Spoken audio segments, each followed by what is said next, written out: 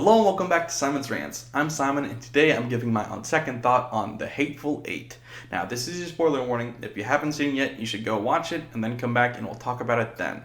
So The Hateful Eight is the 8th film written and directed by Quentin Tarantino and came out in 2015. It's starring Samuel L. Jackson, Tim Roth, Kurt Russell, Bruce Dern, and many more, and it is an okay movie. I'm getting that out of the way right now. It's definitely not my favorite Tarantino movie, but it's also not my least favorite either. It's somewhere in the middle. And what's good about it is the Tarantino that we're more accustomed to again now, where it's this over-the-top violence and this kind of fast-talking type situation when a whodunit, when we don't know who the bad guy is and everybody's dying in gruesome ways.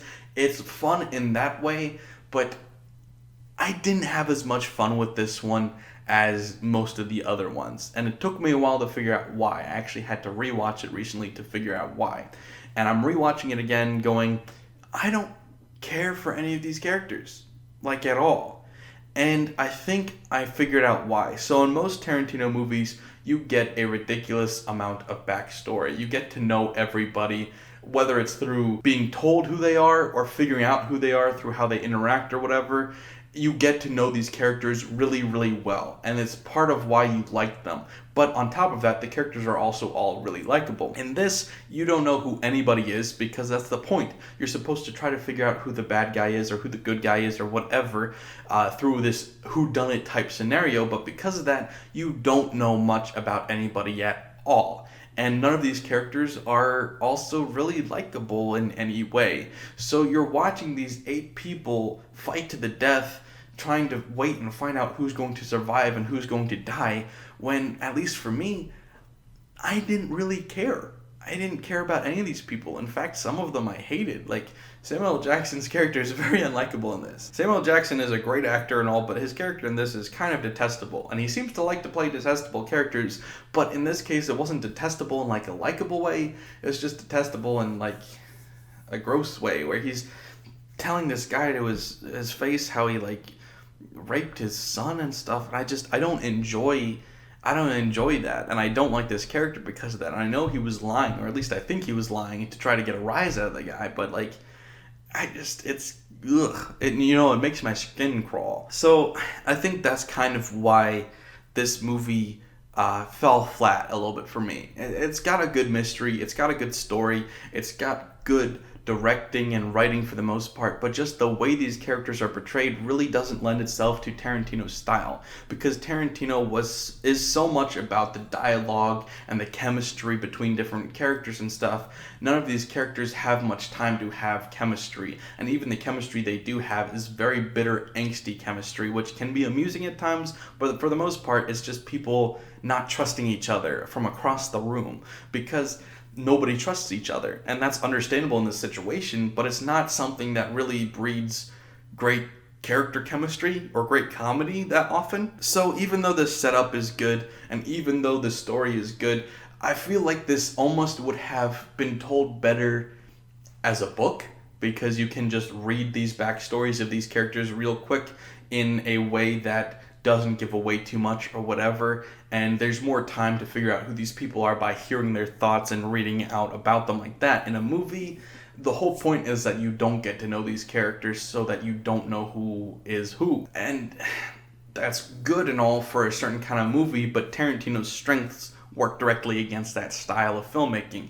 So it's not a bad movie, but it's not a good one either, and I didn't really have much of a desire to watch it again, except for I had to review it. So I would put it somewhere in the 6, maybe 6.5 category. I might like it less than Death Proof, honestly. I like it more than Kill Bill, but not by a lot. It's one of my least favorite ones, gonna be honest. And it's not like it's a bad movie, but it's certainly not a good movie, and it's certainly not an entertaining movie to me, at least. I know people disagree with me.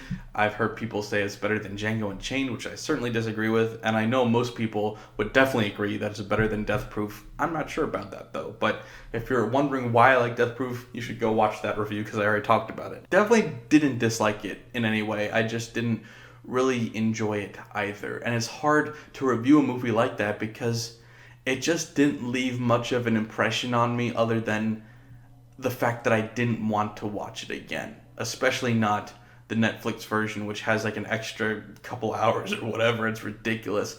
So yeah, after watching it once, I kind of had a distaste for it in my mouth, and watching it again, I was reminded why. You don't like any of these characters. You've got this bloodbath going on, and you're kind of just waiting for it to be over. It's long enough already, and then in the extended edition, man, is it too long. And it doesn't add anything to it. It almost felt like we were going back to that era of Tarantino where people were starting to forget about him. And luckily for him, Once Upon a Time in Hollywood came out a couple years later, and people love Tarantino again. But like, when this movie came out, it kind of felt like, yeah, here's another Tarantino movie, we're kind of over it. Which was a shame, because after Inglourious Basterds and Django, people were talking him up a lot again like he was one of the greatest directors of all time, like he is. But after Hateful Eight, at least in my friend group, it really felt like people were over the whole Tarantino thing, which I get. Watching that movie, it's not fun Tarantino. It's really not. It's the same thing with me and Kill Bill, where it's like, I see the Tarantino-isms here. I see the skill that it took directing this. I see the skill in the writing. I see the mastery from behind the camera here. I see how this was technically great, but just the final product for me is a little bit lacking. Not in that it's an incomplete movie, but that it's one that I don't have a desire to watch again. Now, maybe that's just me. Maybe there's different opinions on this where people think, oh, it's masterful. I don't care about the characters. I just want to know about the mystery. Maybe that's the case. But for me, if I'm watching a Tarantino movie, I want to see Tarantino working towards his strengths. I don't want to see him working toward something that's not his forte, because maybe it's just because of the self-imposed limit to how many movies he can do. I want him to make the best 10 movies possible. So when he's making movies that are only okay, it rubs me the wrong way, because I'm like, well, you wasted that slot. You should have made something else better with that slot. So it's a shame, because I felt like this was a little bit of a waste, because he wasn't working toward his full potential, where we all know that his full potential as a director is making these character-driven movies. And this, you could argue, is a character-driven movie, because it's nothing but characters in a house. But honestly, it is a plot-driven movie because it's a whodunit. So yeah, at the end of the day, it is a movie I will bring up to show that Tarantino has a consistent record as a good filmmaker. But it's not going to be something that, if we're debating best filmmaker of all time, I'm going to be like, well, his top 3, you got the Hateful Eight in there. No, it's not. It's not top 5, for him. It's top 10.